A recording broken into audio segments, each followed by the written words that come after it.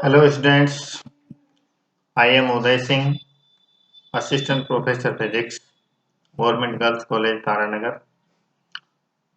BSc second year की statistical physics की विशेष series में एक बार फिर आपका स्वागत है, अर्थात थर्मोडायनेमिकल प्रोबेबिलिटी। तो ऊष्मागतिक प्रायिकता क्या है, इस कॉन्सेप्ट को आज हम अच्छे से समझेंगे। आइए शुरू करते हैं।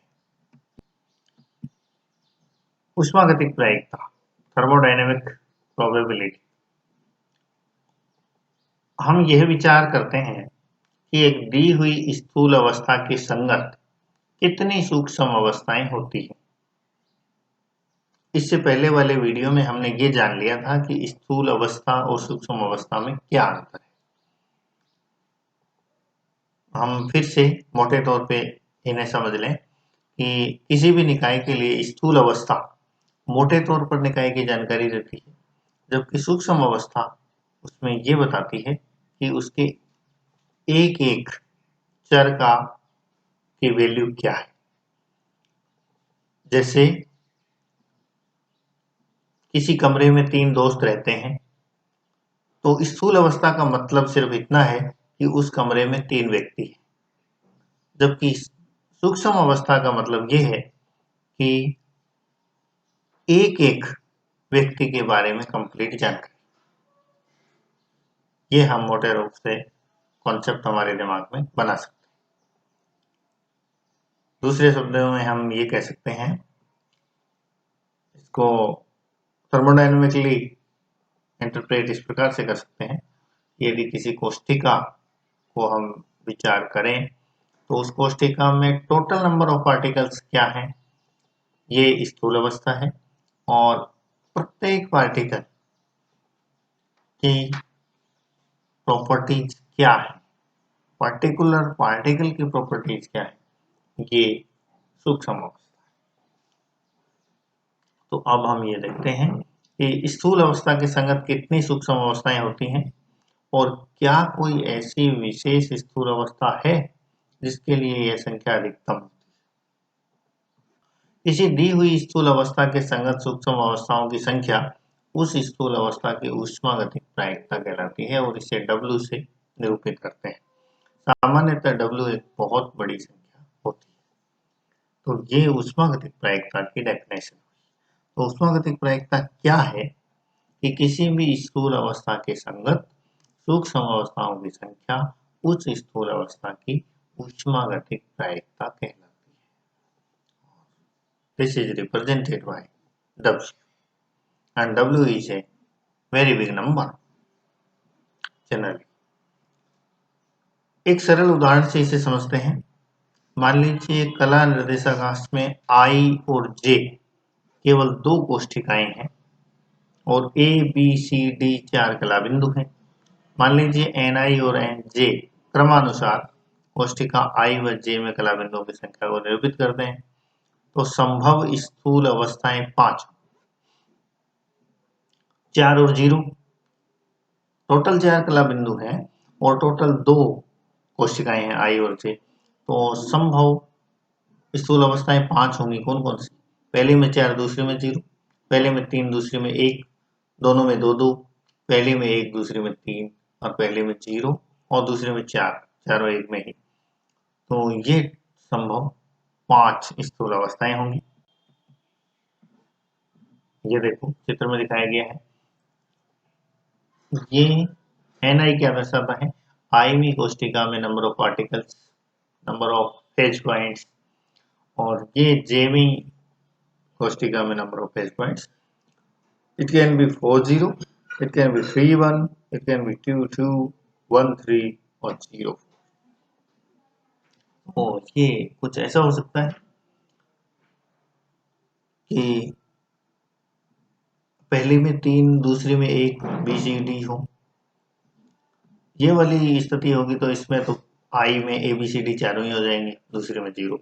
दूसरे वाले कंडीशन में ये वाले में B C D और A। ये जो दूसरी कंडीशन है इसके अंदर B C D और A हो सकता है, यहाँ सी डी ए और बी हो सकता है, यहाँ डी ए बी और सी हो सकता है, यहाँ ए बी सी और डी हो सकता है।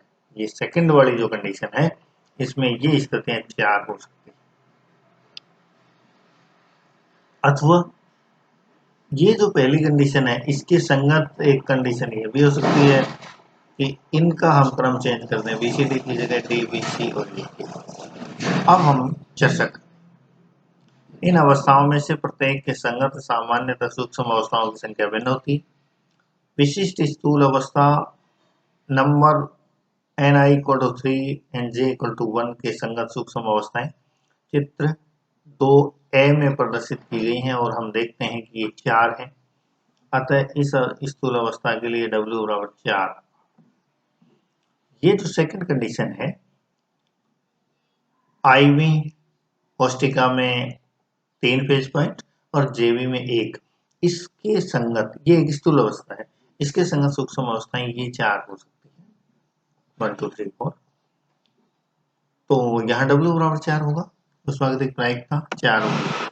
ध्यान रखें ऊष्मागतिक प्रायिकता की डेफिनेशन क्या है कि किसी स्थूल अवस्था के संगत सूक्ष्म अवस्थाओं की संख्या को ही हम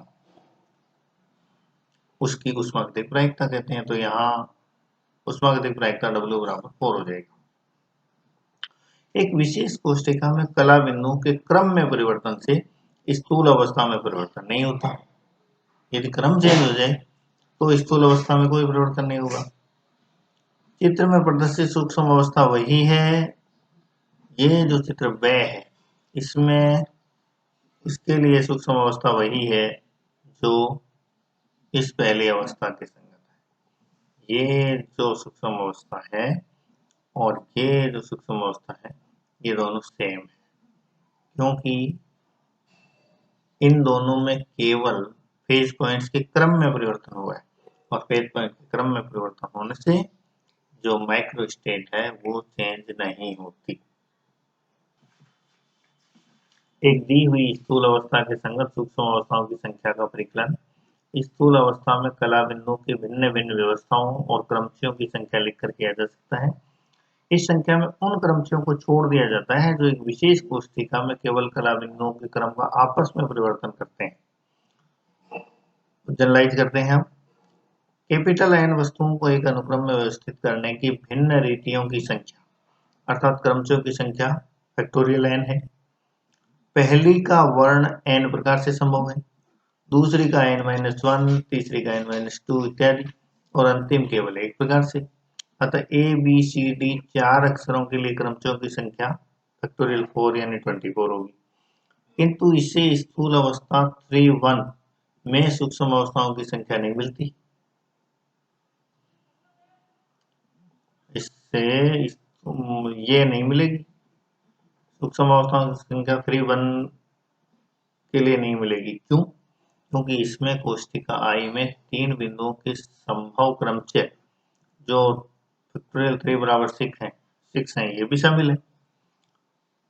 तो हमें क्रमचयों की कुल संख्या 24 को उस संख्या से विभाजित करना आवश्यक है जो कोष्टिका आई में बिंदुओं की का क्रमचय करती है।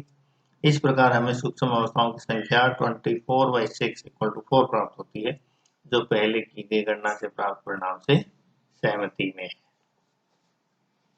तो कहने का मतलब ये है कि यदि हमें किसी स्थूल अवस्था के संगत सूक्ष्म अवस्थाओं की संख्या ज्ञात करनी है तो ये ध्यान रखना होगा कि वो सारी सूक्ष्म अवस्थाएं सेम ही हैं जिसमें केवल क्रम चेंज होता है फेज पॉइंट्स का।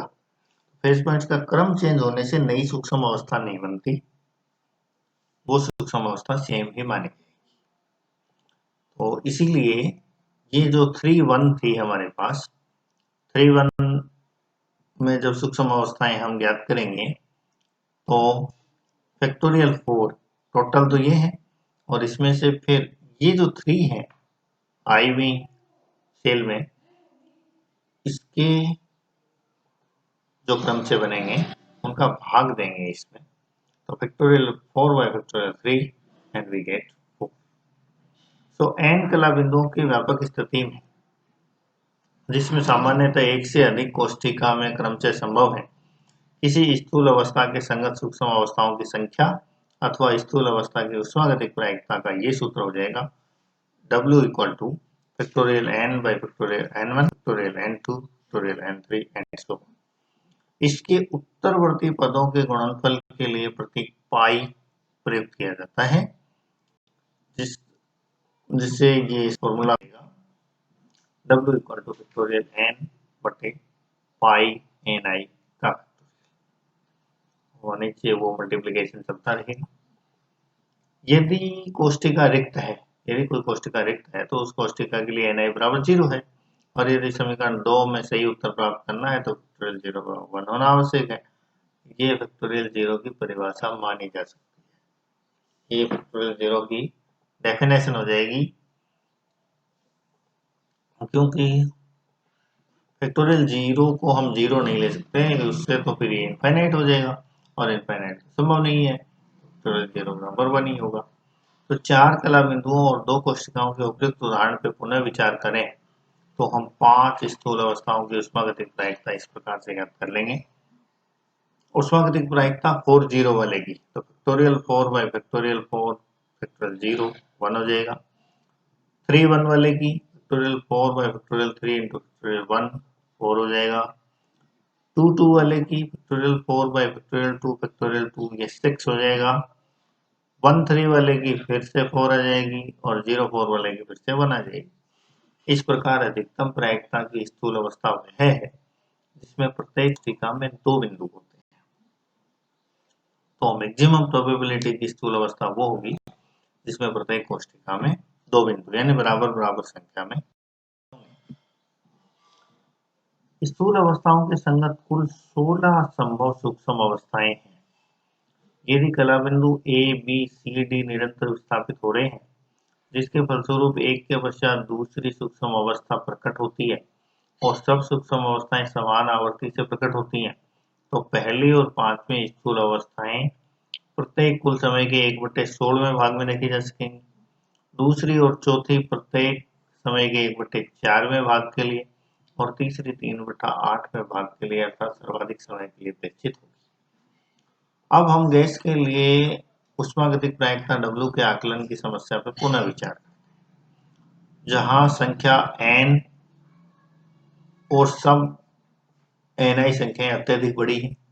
एक बड़ी संख्या का फैक्टोरियल यथेष्ट परिशुद्धता के साथ स्टर्लिंग के सन्निकटन फॉर्मूले द्वारा ज्ञात किया जा सकता है। स्टर्लिंग अप्रोक्सीमेशन फॉर्मूले के अनुसार ज्ञात किया जा सकता है।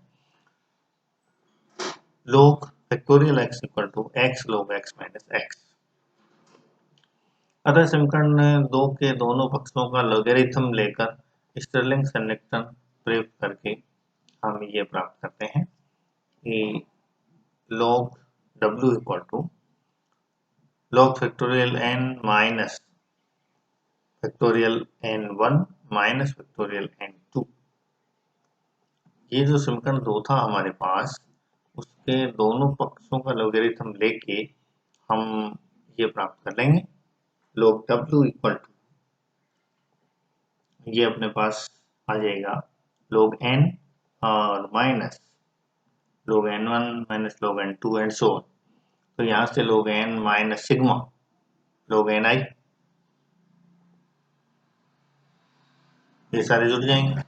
तो इसके ऊपर हम यदि ये लगा दें हम स्टर्लिंग सूत्र, तो n log n minus n minus sigma ni log ni और plus sigma ni, minus minus plus हो जाएगा, तो ये प्लस का आ गया।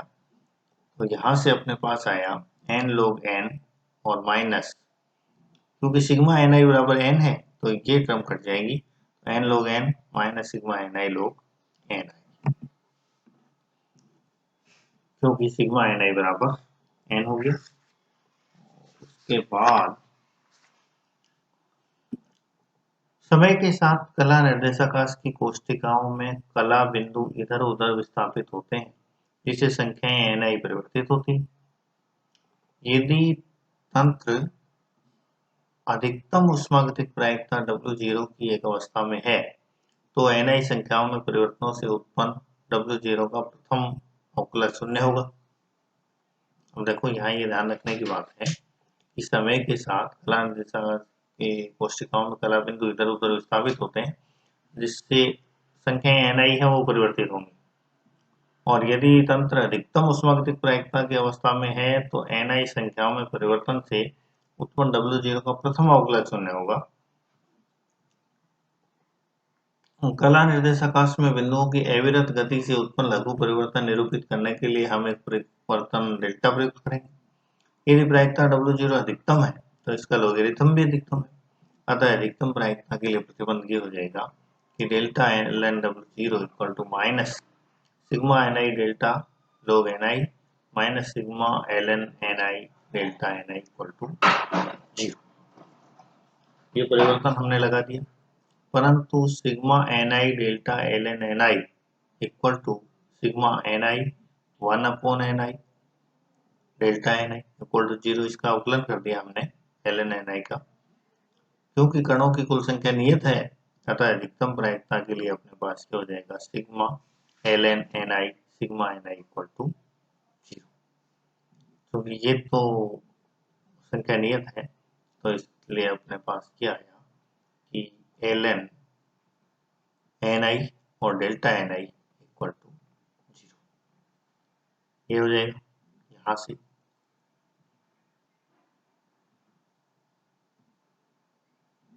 अधिकतम प्रायिकता के लिए ये स्थिति हो जाएगी अपने पास सिग्मा ln ni और डेल्टा ni इक्वल टू 0। प्रथम कुछ पदों को लिखने पर यह समीकरण इसके तुल्य हो जाएगा ln ni डेल्टा ni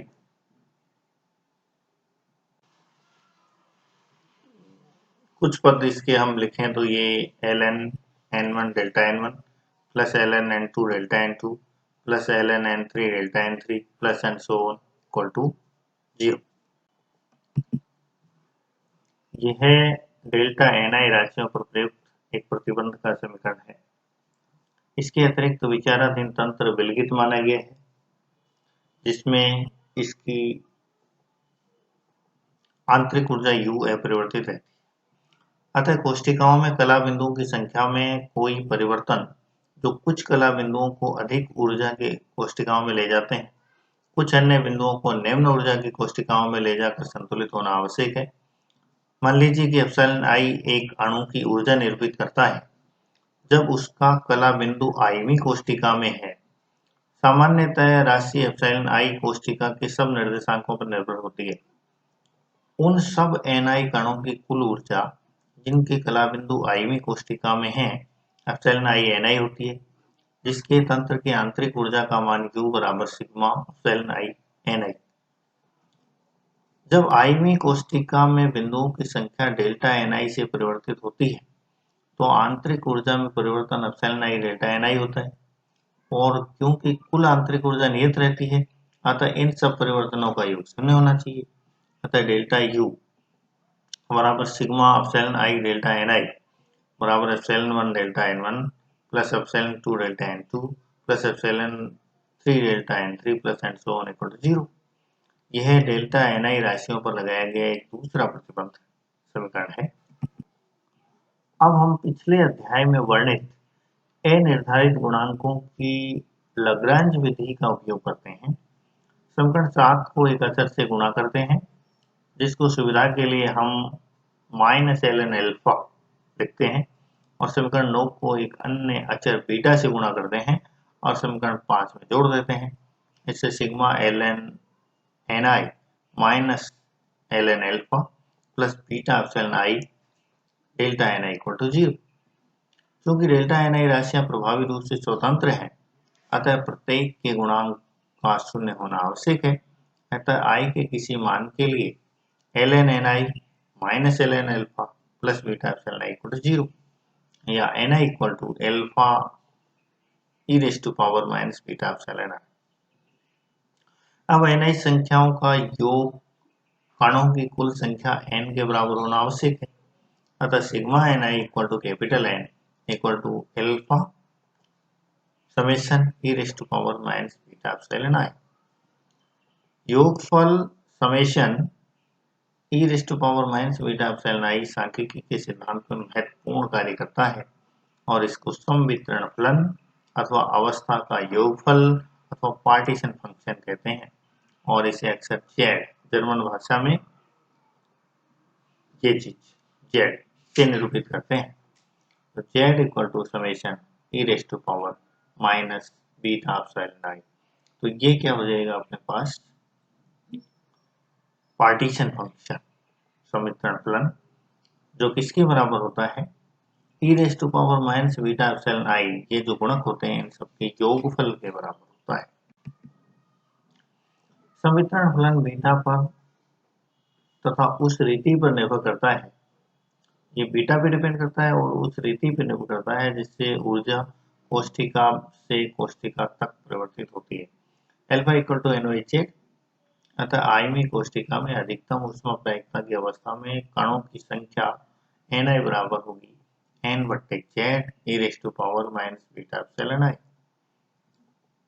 समीकरण 14 से किसी अणु के एप्सिलॉन आई ऊर्जा वाली आयवी कोष्ठिका में स्थित होने की प्रायिकता क्या हो जाएगी probability of energy to be epsilon i equal to Ni divided by capital N। तो e raise to power minus beta epsilon i upon z ये हो जाएगी e raise to power minus beta epsilon i divided by summation of e raise to power minus beta epsilon i. गुणक e raise to power minus beta epsilon i Boltzmann गुणक कहलाता है।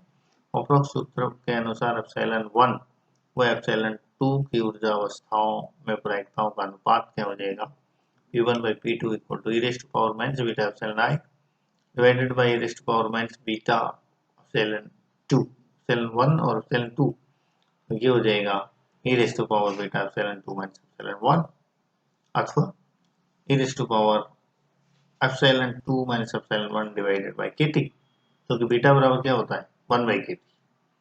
तो ये दो प्रायिकताओं का अनुपात होगा e raise to power epsilon 2 minus epsilon 1 by kt। तो ये ऊष्मागतिक प्रायिकता इसकी भौतिक सार्थकता और ये बोल्ट्जमैन गुणांक e raise to power minus beta epsilon i और ये दो ऊर्जा अवस्थाओं एप्सिलॉन 1 और एप्सिलॉन 2 की ऊर्जा अवस्थाओं की प्रायिकताओं का ratio e raise to power epsilon 2 minus epsilon 1 यानी ये ऊर्जाओं का अंतर डिवाइडेड बाय kt इसका एक्सपोनेंट।